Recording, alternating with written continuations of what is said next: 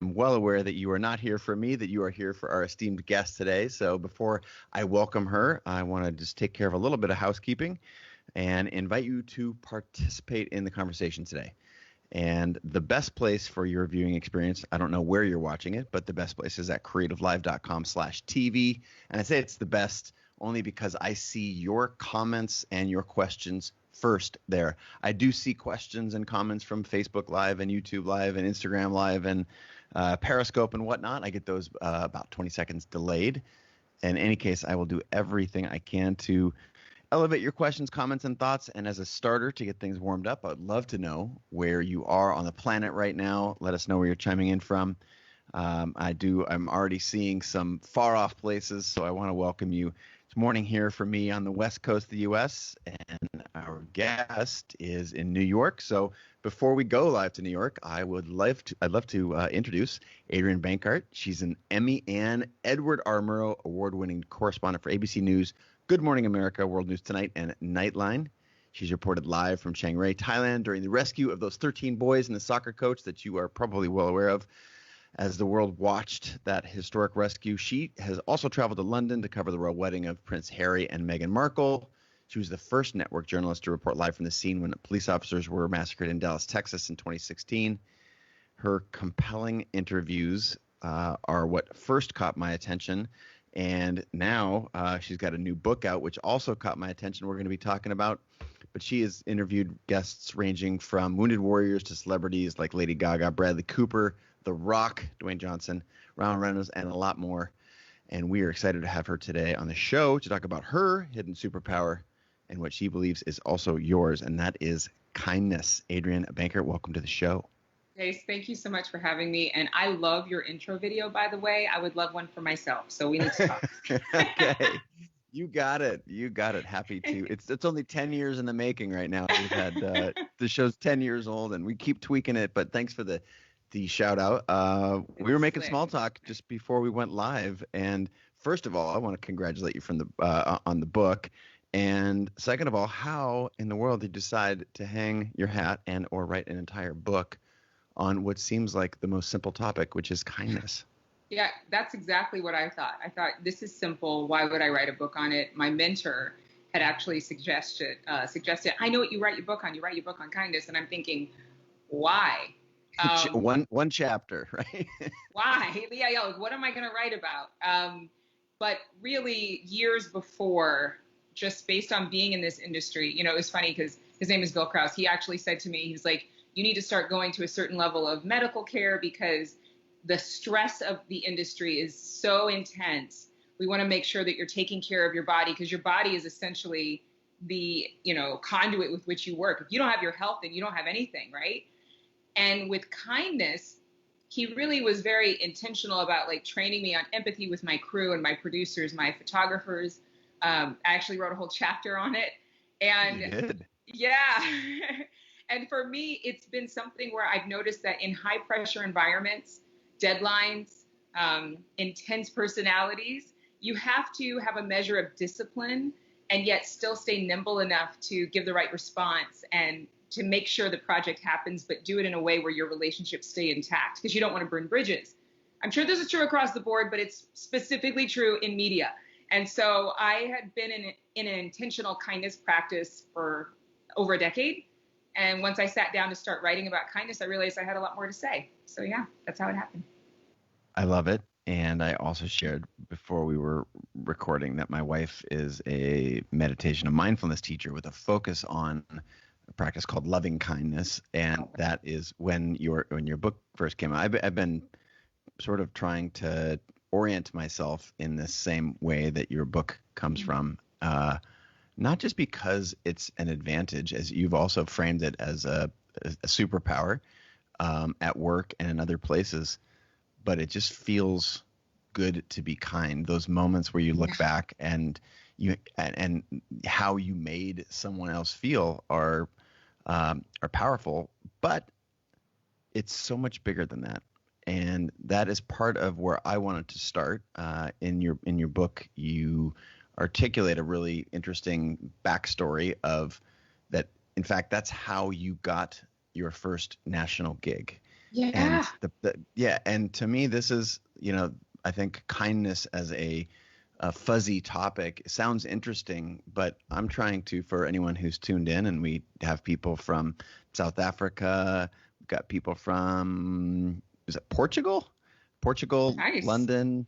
Yeah, Lisbon's in the house. Of course, New Hey, Jersey. Lisbon. Nice to see you. Nice to see you in New Jersey. Yes. Minnesota. What do we got here? Los Angeles, Orange County.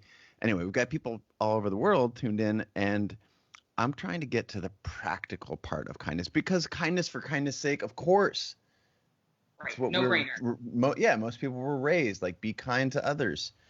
That being said, your point of view is that it's also very practical, and I It's want you to absolutely. start with that. Absolutely. So, yeah, I've been wanting to be on national TV for many, many years, and I had worked diligently to increase my resume so that I could have all the necessary skills to be there. But it wasn't until I left Dallas Fort Worth and was looking for another gig to make more of a climb, to do more, to expand myself, to stay more flexible, that a woman who'd known me my entire career, she called the GM of the station in LA that I'd end up working for. And she called her up and she said, "You need to work with Adrienne Bankert." I've never heard her say a bad word about anyone. And again, like, I'm not perfect. I've said things that I definitely shouldn't have said. I've said things that I regret. But with this particular woman and in my business, I worked really hard not to talk smack, not to gossip, not to be negative, to, stay out of negativity. And I had no idea I was slowly building a reputation with this woman. So she called her up, and the GM called me. She said, "I can teach you how to be a better writer. I can teach you how to be a better reporter, but I can't teach nice. I can't teach kind." And that's what we need more of in this business. And literally, that was the game changer with whether she would hire me or not. And that was such a big aha moment, because 4 months later, less than 4 months later, she introduced me to ABC Network. And that's how I moved to New York and fulfilled that dream that I had for so long, to be on network television. If it wasn't for her opening that door, I wouldn't be here. If it wasn't for the woman I knew 15 years ago or whatever, I wouldn't be able to walk through the door. So I think that a lot of times we work on our social media footprint, we work on followers, we work on amassing, some type of like presence. And yet quietly, there's this old school principle of reputation that I think a lot of people take for granted. And it's not just looking through somebody's Twitter feed, even though that's what job now employers do. They check your feed, they check your Instagram, they want to know what you're about. But it's what people are saying about you behind closed doors. It's what people are saying about you when you're not in the room that holds even more weight than what the masses are saying about you on Twitter or Instagram or TikTok. Truth. I feel like, is it is it is it true that there is less kindness in the world now, or is that just a perception because the speed of information that we get, and the reporting of crime and the attention that news requests of us doesn't necessarily celebrate kindness? And so is it true that the world is more or less kind right now? And what's your, it's an interesting position for you to be in media, which obviously the stories that grab our attention, as we are social animals wired for a negativity bias and for scanning the horizon for saber-toothed tigers. And yet, you as a professional in the news, as now someone who is also purporting or putting forward kindness as the answer to so many of our problems, is there a dissonance there, or help us reconcile those two things? I haven't researched the data on whether there's more or less kindness, or even whether more people are attracted to kind stories. However, just anecdotally, I tell people all the time, if you're going to watch anything, news, movies, whatever, carve out some time to research kindness stories. I mean, there's so many different outlets now and so many different accounts online that particularly hone in on kindness stories. I do it myself on my account, The Unbeatable Kind, and it's still growing, like it's brand new. But what I've done is I've noticed how many other accounts have this focus on grabbing good news or positive news stories or positive events, right? It doesn't have to necessarily be news. It's just a neighbor helping a neighbor, a FedEx driver being honored by an entire street of people. I saw that video and it was really touching. What I have seen is that when I've asked different people or interns, I want you to grab these stories for me, come up with a list, they end up thanking me for giving them the assignment because they say, I feel so much better looking at all of these kind stories. It actually helped lift me out of this feeling of, negativity or just feeling like I want to give up, not having hope. I think that we take for granted the fact that kind stories and visions of kindness and people helping each other does impact us. Like you said, we're social animals. We're looking for the saber-tooth tigers, but inside of us, we really do want to feel warm and fuzzy too. Yeah. And I am all about that. So for people who are listening, like, take the time, take 30 minutes, start your meetings inside of your companies or your Zoom calls with somebody sharing a story of kindness, whether in their personal life or something they saw online. It tends to change the tone when we can relate on that level.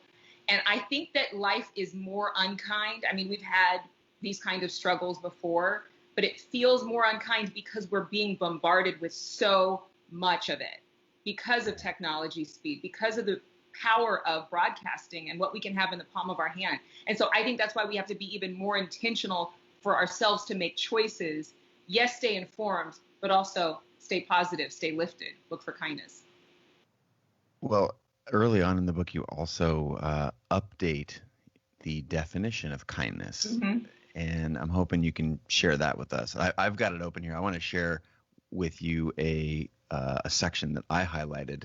But before we do, I think grounding us in, again, kindness is a sort of a nebulous bubble. It's something that we probably learned from our parents when we were 4, and I want you to help ground us, help reorient us in when we're throwing around the word kindness pretty casually here, and I want you to help us ground us in your definition.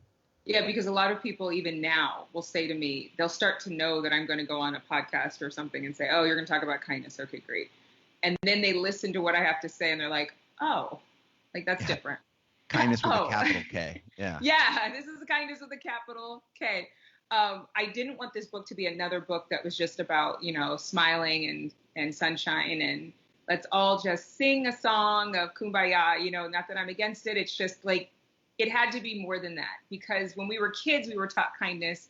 Don't bully, be nice to your sister, be polite. And I think that we assume growing up that we would know what kindness is because we learned it when we were, say, like your age that you referenced 4. But just like love, you think you know what love is when you're in high school and you have a crush. And then you get married and you think you know what love is. But then 10 years later, you realize with kids and mess and drama and life, you really have a deeper understanding of what love is. We don't do the same thing with kindness. And I encourage everybody to delve deeper into what kindness means. That's what I hope to do with the book. But kindness is more than what you do. It's who you are. Kindness is literally your identity. When I looked it up in the dictionary, the old dictionary that I found, Noah Webster's 1828 dictionary, that when I saw the definition of thoughtfulness, consideration, that was great. But when it was also nature, natural propensity, and determination, I realized that we all are hardwired for kindness. It's in our DNA. I really believe that with all my heart. But life is so unkind and hits different people different ways that we do instead of exhibiting who we really are, 100% authenticity is what I call kindness. We will exhibit behavior motivated by the pain we've been through, by the disappointments we've been through, by the relationships that have let us down, by the promotion that we should have gotten but we didn't. Because life is so unkind, we in turn change. But deep, deep down, I really believe that every single person on the planet has the ability and actually the natural propensity to be kind. Well, and you've referenced, as I did earlier, that we're social animals. And social animals, the concept of a social animal means like we have to come together. And what can you come together over? Certainly violence would be a negative way to come together. And this idea of leadership, of companion. And I think the way you talk about it in the book is connection. Yes. And like kindness is such a huge vehicle for connection. So I want to just, if I may, I share a section that I highlighted what I Please thought what was useful. You should really be the one reading this, but it's go fun for to it, Chase. hear. Okay, okay. But it was helpful because it's what kindness is not.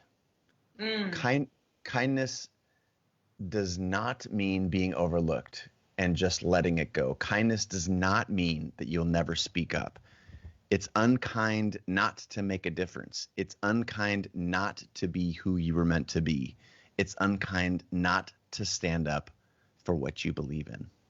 right. It's so true. Yes, because I realized that because I've done it and I've seen other people who've done it and I've mentored and coached other people who've done it. When we allow the hurt and the pain of an unkind world to warp our thinking or to change who we are or to isolate ourselves or to cause us to hold back, withhold in our relationships, withhold the gift that we are from being expressed, we are literally being unkind to ourselves and to a planet who needs us because we are uniquely unduplicatable, is what I say in the book. You know, there will never be another Chase Jarvis for the rest of all history, for the rest of all time, to infinity and beyond. There will never be. And so if you're holding back a part of yourself because of a pain, you're in essence giving us maybe 60 or 23% of what Chase Jarvis really is and who Chase Jarvis really is. So really, you're not giving us you. You're literally giving us a piece of you. And so in essence, we don't ever know what Chase Jarvis will do for the rest of the world, for history. And I know that's very deep, but I really, in my whole heart, believe that kindness is that connection with other people because who we are is meant to serve humanity. Who we are is meant to bring answers that somebody else could never have come up with had we not spoken up, had we not created the invention, had we not considered how to build the app, had we not started the business based on our unique set of circumstances and culture and experiences at home. And so for me, I think a lot of people think that being kind is just being a yes person or people pleasing or just being so nice and never like conflicting with anyone. But for anybody who's been mentored or anybody who's a high level athlete, your coach doesn't always say it nice. Your coach tells you what you don't want to hear. And I think that sometimes we as individuals, as citizens, we need to say what other people don't want to hear so that we can have an expression that is not only kind, but could be revolutionary. I mean, it could shift culture for the better. All right, you've done a great job and you do a beautiful job in the book of storytelling and orienting us around, what kindness enables and unlocks. I'm curious if you talked about an active kindness practice. Now, most folks who are attuned to the show, they know what a daily creative practice is. Morning pages, sitting down and journaling. I'm a huge advocate of meditation, so there's I think a strong current of that in the people who are watching and listening today. But a kindness practice is new, and I'm hoping you can share with us what your kindness practices and some tips is a too lightweight of a word, but maybe a lens on how anyone who's listening and watching who's inspired by your thoughts on kindness, what they can do to create a kindness practice of their own. Yeah, anything you want to be, you have to start initiating. It's like some people would have in the old days said, fake it till you make it. I don't want you to think of fake anything.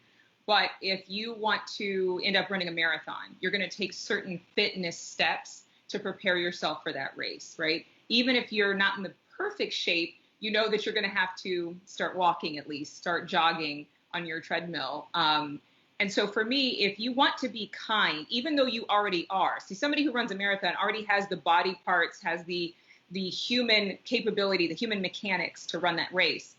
Anybody who's living and breathing right now has the mechanics to be kind, but maybe rusty or maybe completely oblivious to what this means. So I call kindness a fitness practice in a sense, where you'll actually be kind to yourself, doing things like what you were talking about, those creative processes, journaling, dream time, meditation. I love meditative breathing because gratitude is such a part of being kind to yourself. Because if you stop being grateful, if you stop breathing, if you betray the breath, then you're going to have a lot harder time being appreciative of the opportunities and the people that come into your life at the level you need to. And so starting off at the beginning of your day with that kindness to yourself, giving yourself a chance to carve out that quiet time, even if it's 5 to 15 minutes, is so vital. And then scheduling throughout the day or the week kindness practices that are very basic. Make just because calls to coworkers, to colleagues, to friends, to associates. Check in with people, not because you need to make a sale, not because you need anything from them, but just because, especially right now, people are going through levels of response to the stress. You could put some in the area of just going numb. You could put some in the area of people who just are staying busy so they don't have to think about it. You could put some in the area of mental illness, and some post-traumatic stress because of what we've gone through over the past 5 months. To just take a moment and call somebody and schedule it like you would the time that you take to walk your dog, for example, or to work out, will actually make you more attuned to thinking of other people, even just for the sake of thinking of them. Then the second thing you can do is, I had to come up with myself, because of the isolation, ways that I could be kind from the comfort of my couch. I started doing these selfie videos because I miss seeing people's faces that I knew. So I figured they miss seeing mine because, we're covered with a mask if we go outside. And so I would just freeze frame, have the camera on my phone looking at me like I was taking a selfie, smile so it's not blurry. And I would shoot a video, 10 seconds, 15 seconds, telling somebody, hey, I just want to tell you what a rock star you are. I appreciate you. I can't wait to see your face. I would send that to coworkers, and they would literally just have a huge smile back, like, oh my gosh, I love this. This was great. Like, it was such a different response than a text message, which I was getting really weary of seeing. I was so over seeing text messages because between text and emails, there wasn't much else to do. One of the women that works with me, she actually adopted a number of her friends who were laid off. And so she and a group of friends paid for their groceries for 1 to 2 months at the time that they lost their job. I was so inspired by that. And I thought, we all need to adopt people right now, whether they're our besties or not. A lot of people have that fostering spirit for children. I want to foster that for my coworkers, for people I don't know as well, but want to care about and invest in. And so I said, well, I can Venmo people coffee. Like, I'll just send Venmos of $10, $20, and they can go get their coffee and their croissant on me, because I would love to take them out, but I can't. And so we're saving a lot more money, not eating out with friends. Maybe now we're starting to go out and eat on the sidewalk like here in New York, but sending a Venmo and just saying, hey, coffee on me. I have a whole group of women now. We're doing it for each other, about 9 of us. And so every month we choose somebody, and they can take the money and do whatever they want with it. And then one more thing is that when you are thinking about kindness, take some time to observe your quarter or your year. We have financial goals for ourselves. Think of something charitable that you want to give to that would take a little more intention. I was just writing, because I'm writing another book. And I was just thinking about a time when I had decided to give $10,000. And at the time, I did not have $10,000. But because of focusing in on it, I gave myself a deadline of 90 days. Was it 90 days? No, I think it was 90 days. And my journey through doing that led me to different relationships. It led me to different things. And that's one of the big benefits of kindness, is that it opened doors that going through the motions could never open for you. That really resonated with me in the book. And in fact, you've got a whole chapter somewhere in the middle of the book, 6 or 7 or 8, about the way that kindness opened doors. But before I go to that, because I think it's a really interesting concept, I want to circle back. You talked about kindness to others, right? You talked about taking care of your crew, another whole chapter about that, which I think is so extraordinary. And that's very much about Venmoing $20. I love these concrete examples. Talk to me about self-talk and kindness to ourselves, because so many people that I know are outwardly nice, outwardly polite, kind, generous people. And yet some of those people are having the toughest time right now. And that's an act of, their language of love. You give what you really want to receive. And so how does one, especially in this time, and just as a reminder, we got Luis and Grady, Graham from Australia, Marcy, Marcy near the Space Needle here in Seattle, where I'm broadcasting from. Oh, that's awesome. People saying thank you so much, and this is needed now more than ever. But specifically, how would you instruct someone to learn to have a kindness practice toward themselves? This is such a good question, Chase. I love this question because it's something that I've had to work on. And it's also something that I believe is an answer for a lot of people as to what causes they should align themselves with. So one of the big things that I had an aha moment about right before I wrote the book is I was feeling very gloomy. I was giving to other people. I was giving to charity. I was working really hard. I was succeeding in my career. Everything looked perfect on the outside, and yet I still had this gloominess.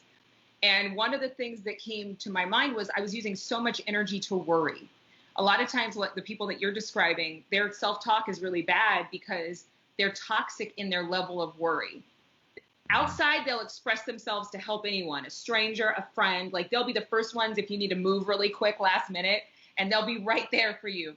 But inside, they take on so much of the care of the world. They take on so much of the care of their family that they end up becoming toxic all by themselves. And they're hard on themselves. They're hard on themselves because they want to do more, and it burdens them that they can't do more. And so one of the things I started saying as a mantra that I'm being reminded of recently by somebody who was at my event last year is, this is the best day ever. I'm the happiest girl on the planet. Everything's working out for me. I would say that every single day, even if I didn't feel like it. And every time I say this, the person listening to me has this big smile on my face like you just did. And they always like kind of chuckle. I don't think they're laughing at me. I think they're thinking, well, that's kind of cute or whatever. But it feels so warm. It feels warm. It really does. And it's like, imagine yourself saying that, like, I'm the happiest dude on the planet. Everything's working out for me. This is the best day ever. Now, it can look like it's the worst day ever. It can look like everything's falling apart. It can look like, but if I'm using the same imagination, which is vitally powerful, and you talk about being creative, I mean, imagination is such a force. It's faster than any man-made computer. To worry and to think of worst case scenarios and to think about how hard it is. I thought, how can I leverage this? And I imagined myself actually having the best day. I imagined myself, and this could be taken back to, hold on one second. Don't go anywhere. I'm not leaving you. I love it. Where are you going? I had to plug in my computer wasn't plugged in and it was going to die. And I'm like, no, it's not. 3, 2, 1. Yeah, it's like, stay cool. But it's like I could sit there and meditatively imagine myself like with everything working out and like thinking through the process, seeing myself walking in rooms where people say yes to my proposals, seeing myself having the best interviews. You know, they say to me, you know, oh my gosh, we need, you know, so-and-so to do this interview. Oh, I've got the perfect person, and they name me. You know, seeing things go beyond my wildest imagination and using that. Now, it seems a little selfish, I can hear people say, to think there are people suffering right now. There are people who are having extreme difficulty right now, and you're telling me to imagine it's my best day ever and feeling bad about that.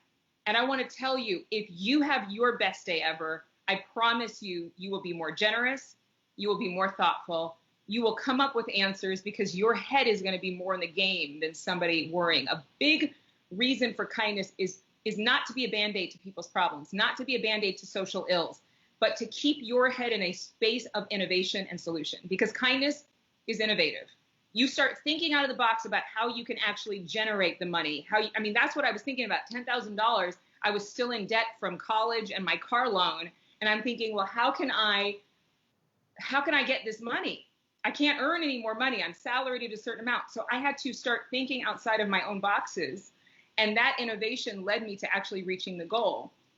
And the other part I would say is that for people who have that negative self-talk or who, you know, feel like, oh, like they're not good enough. Brad Pitt is an example I used in the book because I talk about a few interviews. And I was just thinking about how he had told me that when he does a scene, he just like walks away from it like it didn't happen. Like he's able to handle that scene, give his all. You know, we've all seen him act in movies. He does a great job. But then he doesn't carry that emotion that he had to use and channel in that scene and carry it with him to lunch or dinner or to bed at night. He can release it. And it's like, if we have to do that, if we have to see ourselves, I would say in one of my events, I'm just like Brad Pitt. I shake it off. I like let it go and I move on to the next scene in life. If we have to do that, it's really, really helpful. And the third thing I would say is make sure that you're not saying it to yourself, I'm not blank enough. You know, when I was saying to myself during even the writing of this book, I'm not kind enough to write this book, I questioned myself. I'm not kind enough to write a book on kindness. And the words came up in me. If you say you're not kind enough, you're basically saying I'm not enough. Because if kindness is who you are, then there's no enough to it. You are or you're not. So you are. You might have had an unkind moment. You might have had a bad day. You might have snapped at somebody. You might have said something you regret, but that doesn't change that you are truly kind. You had a moment. Don't go off trying to explain yourself or reason with the person or even ask for forgiveness. Just forgive yourself and realize I can return to my kind self at any given moment. So I hope that answers your question. In a beautiful fashion. Okay. No, but there are the idea of the words that we say to ourselves are the most important words, because it essentially you've got to put your own oxygen mask on before assisting other passengers, right? Yes. And that is such a I think an easy thing to say and a hard thing to do, especially as Grady and Maria and all the folks who are commenting now across all the different platforms that are listening and watching know to be true right now. Because as you've referenced, the last 5-6 months have been so hard and so different than what we have experienced over the previous years, some for terrible reasons, some for very good reasons. And it's so easy to fall, especially into this isolation pattern, because we're spending more time alone now than ever before. So is there anything that you're doing in particular during this time that you find is a different practice than what you had prescribed previously and what you'd learned about kindness through your career? Is there anything that you're doubling down on now during the pandemic? Well, I find that isolation and pressure actually lend itself to personal development, because you're being squeezed. And so you're seeing the good, the bad, and the ugly. You're seeing those wounds that maybe didn't heal up all the way, that now you have to confront because you're by yourself more, you're in your home more, or you're feeling that pressure kind of push it to the surface. I find that personal crises and global crises are addressed in the same way. Oh, wow. Okay, this is good. Say more. Yeah, it's true. Because I wrote this book in 2018. And so I had to read my own book. I realized I don't know what to do right now. I was feeling that longing for human connection that I could not get in person. And so it's literally, I could feel it in my chest. It was almost like somebody was, how unfortunately the sickness that we've seen across the world now, the pandemic, is about breathing. And I was feeling almost like in my chest I couldn't breathe because I so longed to be with a person. Like, I'm such a social butterfly. What in the world? And even introverts were going through it, to some degree. Like, I had friends that were just going to the store just to go to the store, kind of like, this is the only social interaction I'm going to get today, so let me just go grocery shopping, just to be around people. But what I found, again, that works in times of personal crises or global crises, I had to ask myself 2 questions. This is all that mattered. I had to ask them and answer them as if this is all that mattered. Number 1, who is my heart breaking for right now? Number 2, what problem do I want to solve right now? Because otherwise we get, it's like a cesspool of our own selfishness. We're looking at our own problems. We're feeling bad. We're having a pity party. We're feeling like, I don't know what to do with myself. And we're working all the time, but inside of ourselves, we're complaining and we're disappointed and we're disillusioned and we're just frustrated. And so when I ask that question, who is my heart breaking for right now? Where is my compassion going? When I watch the news or when I'm on social media or when I hear a friend tell a story, what is it that lights a fire in me that I want to solve that or do something for them? And then the second part, what problem do I want to solve? I authentically could notice what things I cared about more than others based on how I responded personally to something.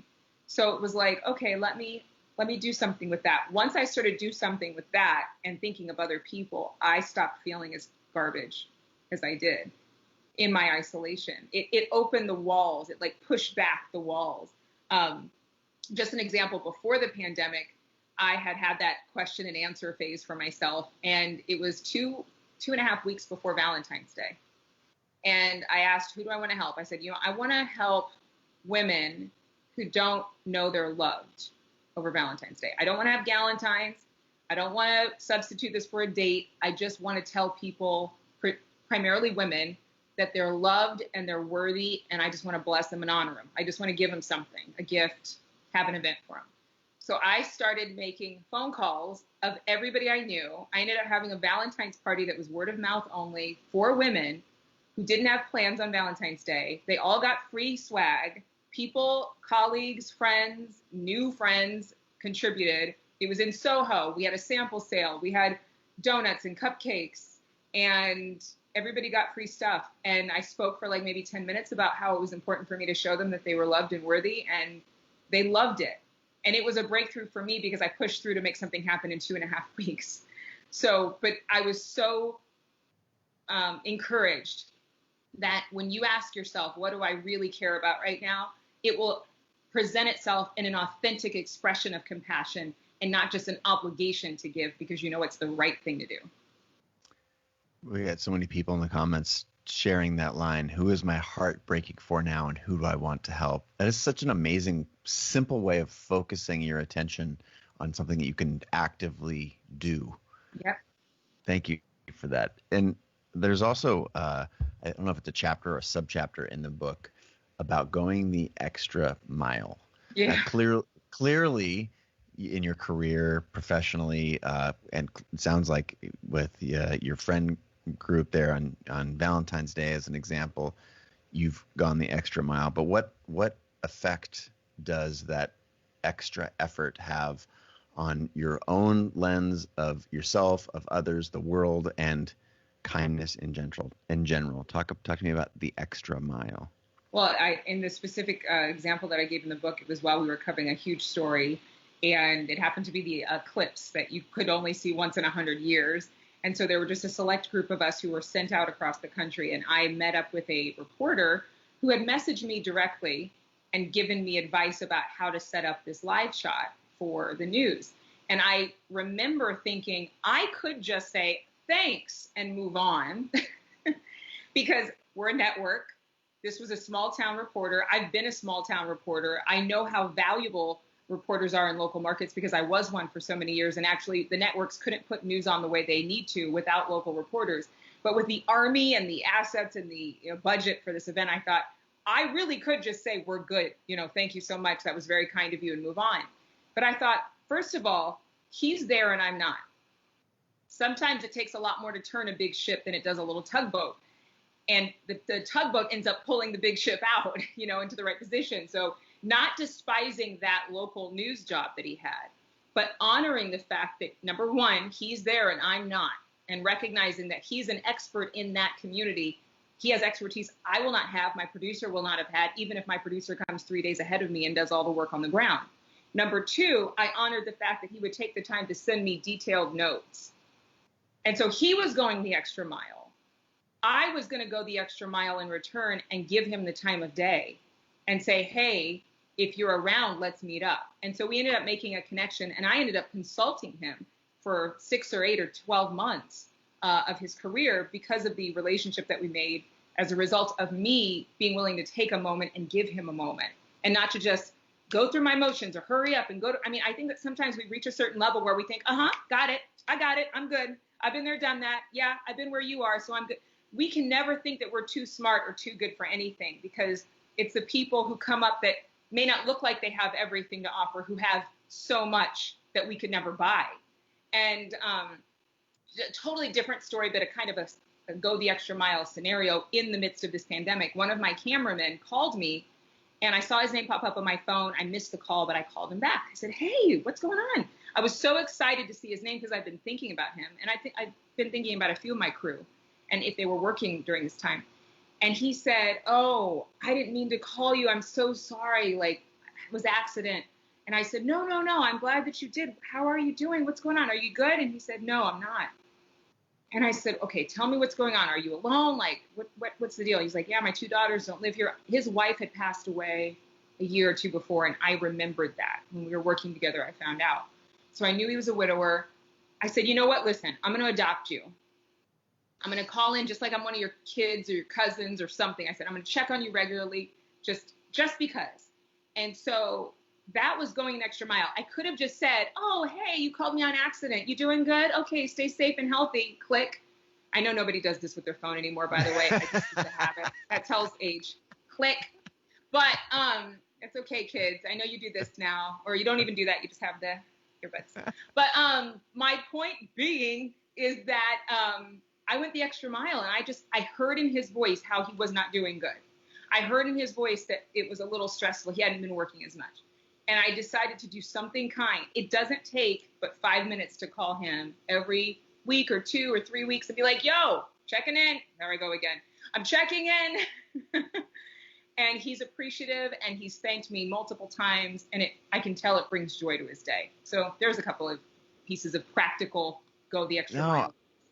Those examples, that's where the best stuff in life is, right? Just outside of our comfort zones. Like, I don't know if this person wants me to call them every day, but that was a message that I got consistently in the book, is just this showing up authentically as yourself over and over, whether you call it the extra mile or authenticity, or it's just, as Sarah Broshnan says here from Facebook, this mentality can be so contagious.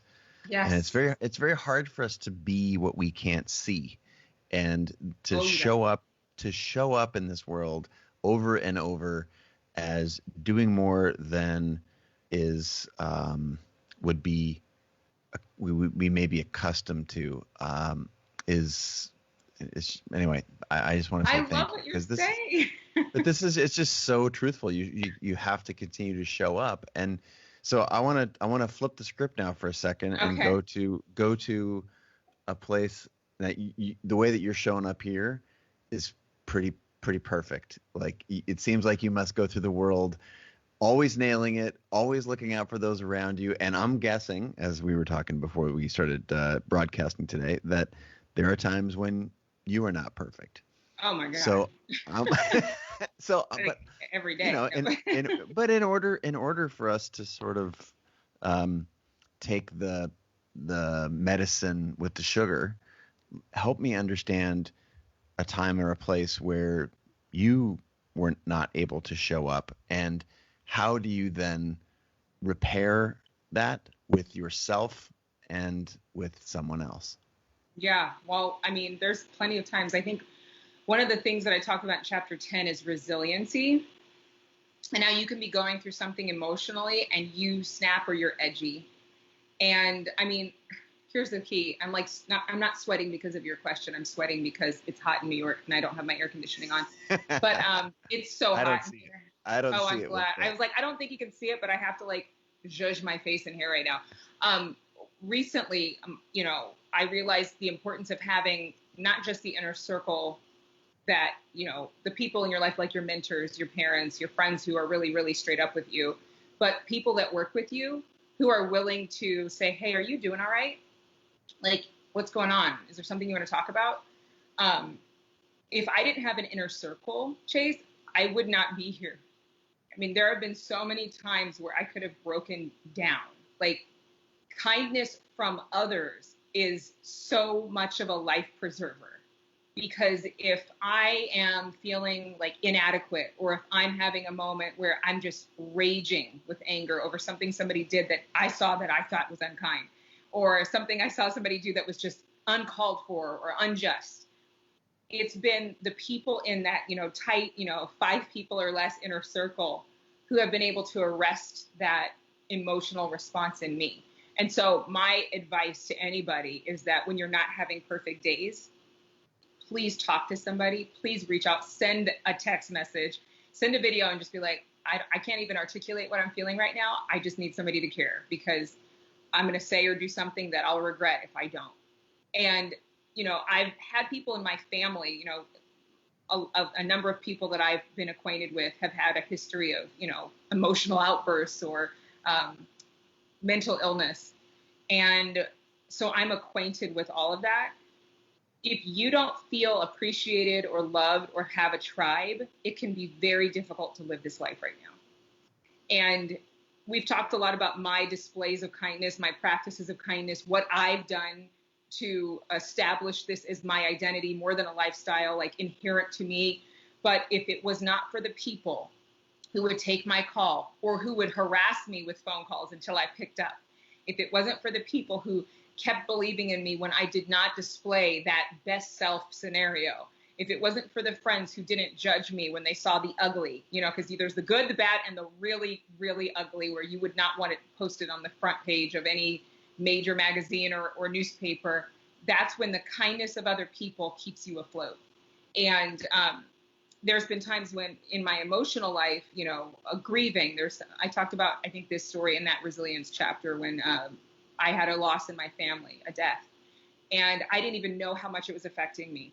But I would have gone crazy if I wasn't giving in a mentoring group, if I wasn't giving charitably consistently, where I had to actually go and check the boxes and transfer it from my bank and go through that. Because every time I did that, it reminded me of who I really was, even while my feelings wanted me to just quit and throw in the towel. And so if you don't have that kind of a tribe, let me just tell you, please find one.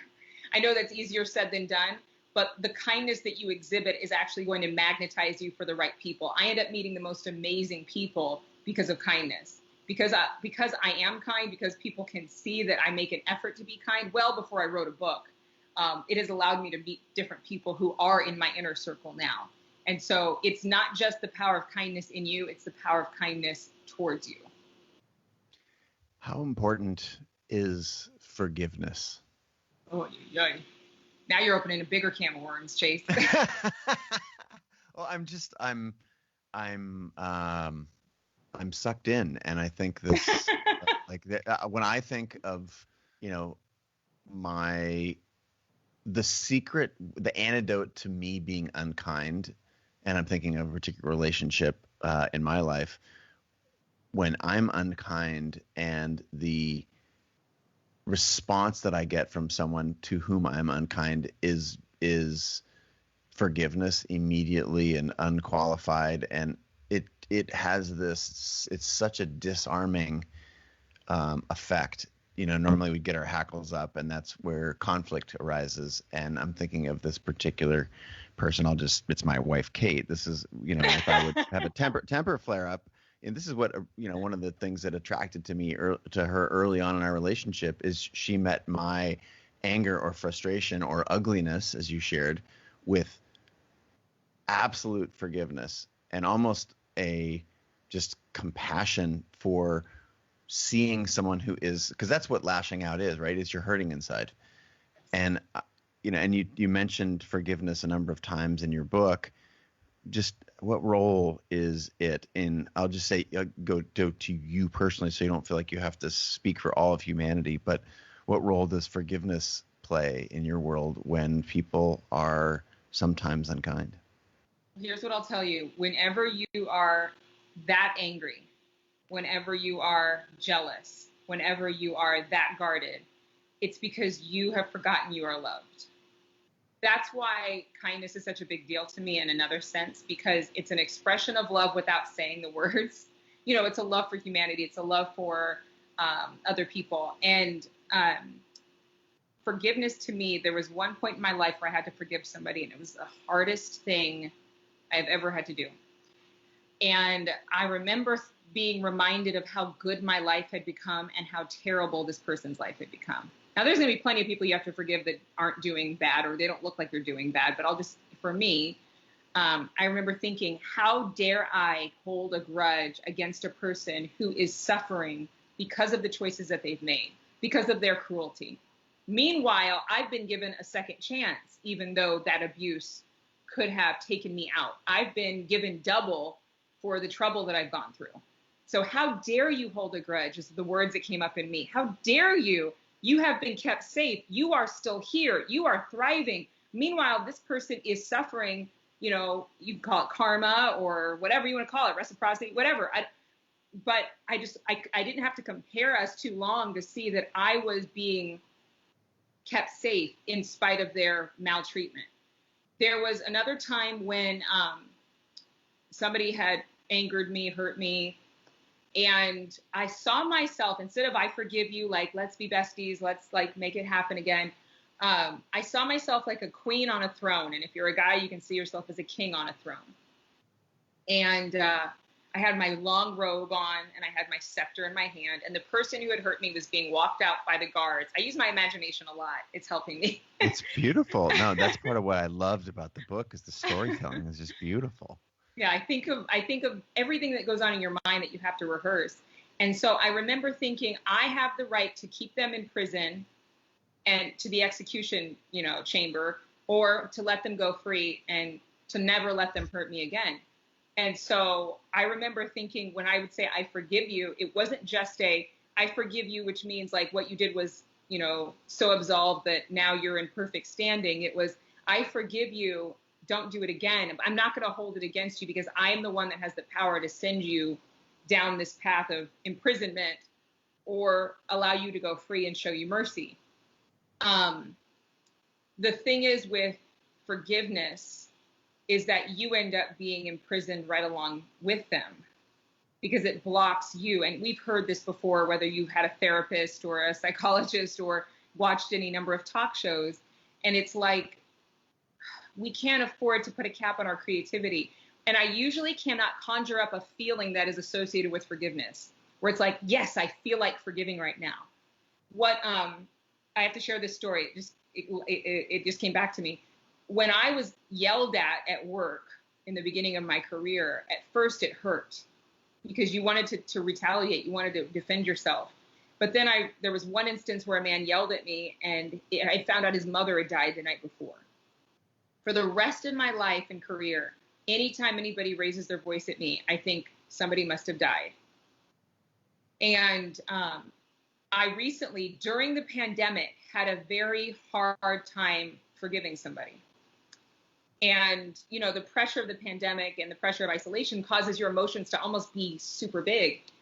And I was sitting on my couch and I'm like, okay, I really need a new mechanism for forgiveness because those other ones that I just mentioned were not working. This was a big one. And I thought the words came to me, live like it's their last day. Because, a lot of people who speak about motivation and success are live like it's your last day, like put all the fun in it and all the causes you want and all that. And I thought, no, I don't want to live like it's my last day because I have lots to do. And one day's not going to hold all the good stuff I got to do. But if I live like it's their last day, and I imagined them dying. I imagined that between now and tomorrow morning, they would not exist anymore. Tragedy, illness, whatever. And I thought, how terrible would I feel holding on to these feelings of resentment and anger and unforgiveness if I knew that they were going to be gone tomorrow? Could I let everything go on their deathbed? And the answer was yes, because I've done that. And compassion wells up inside of all of us as humans when we are with someone who is dying. I mean, maybe it doesn't move you when you see it in a movie, but somebody or your friend has a family member who dies. Compassion wells up on the inside of you. See, forgiveness is not going to well up on the inside of you every time. But if you can get moved with that compassion, that will rise up. And there are certain triggers, and using those triggers positively, for me, it's death, because that is bigger than any situation that I'm going through. It overrides the anger. It overrides the hurt. And it actually pushes that hurt out of the way so that I make decisions based on compassion and kindness and not based on the hurt that they caused. Very powerful medicine right there. What a lens through which you can look at, because this is we know this to be true. You said whether it's your psychologist or your Right. therapist, lashing out it's about the person who's doing the lashing, even if you've made a mistake. Exactly. So Ash Jensen has a great question on Facebook, Okay. and I want to hit it head on. Where does this kindness mentality switch to codependency? She says, this resonates deeply with me, but I'm also the person who gives too much. And Wow. so and again, I'm not expecting you to be our psychologist or our therapist. I know you just wrote the book on kindness, but I think it's a fascinating question. And I can hear in Ash's question embedded in there is that there's a fear of giving too much, and she's done that in the past, and that she feels that has been taken advantage of in some case. And so for all of the Ash Jensens out there, what advice would you have about continuing to show up in a kind way and not feeling that at some point you will be taken advantage of? This is one of the number one questions that I get, because there is this innate fear in most people, especially people who have a focus on kindness or desire to live their best life, that they will be taken advantage of. And she answered her own question that she gives too much. Something about being kind to yourself is you get to know yourself much more in those quiet, still moments of the morning. I would encourage Ash and anybody else, take the time to get to know what you need and what you really want. Because what it sounds to me like is you have a hard time telling people no. And if you have a hard time telling people no, you have either a sense of obligation, you don't want people to not like you, or you feel it's your responsibility. There's some martyrdom there. Again, I am not a psychologist. I'm not a shrink. I don't even know if saying you're a shrink is a negative anymore. So forgive me if that's a negative word. I have no idea. But I'm not a therapist. But from my experience, so take some time, get to know yourself. What is your real motivation for giving? If you're giving too much, why? Study yourself. Ask those closest to you, why do I give so much? And let them tell you honestly. Go to somebody who you know does not placate you at all and find out what they would say from the outside looking in, and decide ahead of time not to push back on it, because a lot of times they're going to say something that you are shocked by or would resist, or you know what I mean? It could be because to you, you're giving a lot because when you were a child, they told you couldn't give to, you know, your friend's lemonade stand or something. I don't know. There could be some deep-seated thing, or it could be that you really just don't like making enemies and you think that somehow by giving, you'll make everybody like you. I don't know your particular situation. But number one, be kind to yourself by getting to know yourself. Why? What is your real motivation? Because that's not kindness. That could be placating. That could be people-pleasing. Number two, know your players. A big part about kindness, if you look in my book, is about knowing the people around you. It is not about saying yes every time. In fact, knowing your players means you know when to say no because you know their motive. And so you want to study the people around you. And another piece is that you want to allow other people to be kind with you. The key is to make this contagious. The key is to make kindness famous. And so what you would like to do is to study other people and find out what brings out the helper in them. For some, it's them feeling like they're the expert, like they're the smartest one in the room. Treat them like the smartest person in the room, and then ask them to partner with you to give to that thing that you care about, so that it's not just you giving all by yourself. Spoken. I've been asked this before. It feels like I just feel like I'm getting up off the therapy couch there. Graham Lawler, on Creative Live TV, is saying, this has absolutely made my day a much better one. Thank you. Luis has a question that I think is on par with that question we just got from Ash. And it's, how do you balance? He uses the word likability, which I think I'm going to say, I want to substitute that for kindness, because likability seems to be about you. But let's substitute. I'm going to tweak Luis's question a little bit because I do think it's really powerful. And it's how do you balance kindness with honesty? Because many choose honesty, or they can hide behind the concept of honesty and perhaps say things that might be unkind. So the reframing again is, what's the balance between kindness and honesty? Yeah. Well, number one, honesty for a lot of people is authenticity. That's their own personal definition. There are a lot of brash people who think that that's realness. And I like to center it more in how can you serve the conversation. Be less vested in how you're going to come across for your own sake, and more vested in serving the conversation. So when I'm talking to somebody and I have a very close relationship to them, and I've been able to invest in them, they've heard me in my honest moments, and I've decided to still stick around, then usually I can give them some more of my honesty. But for most people, maybe who you work with or who you've known only for a short time, you're only acquainted with, that level of honesty isn't necessarily going to serve further connection. Kindness, remember, kindness is a connection. Nice is politeness. I don't want you to just be polite and stop there just to avoid somebody not liking you. But what I want you to do is listen more than you speak. I got a really good piece of advice, which was listen to somebody talk without really saying anything when you first meet them. Let them dominate the conversation, because you're going to learn everything about them within 15 minutes. You're going to learn what their pet peeves are. You're going to learn what they are motivated by, what is most important to them. People have a tendency to express themselves oftentimes. Now, this doesn't work for everybody because not everybody's a good listener. But rather than consider being kind or likable, inside of yourself, find out what makes them tick by being a much better listener. And that will bode well for you as you develop and you further connect through kindness. I'm going to keep going with the questions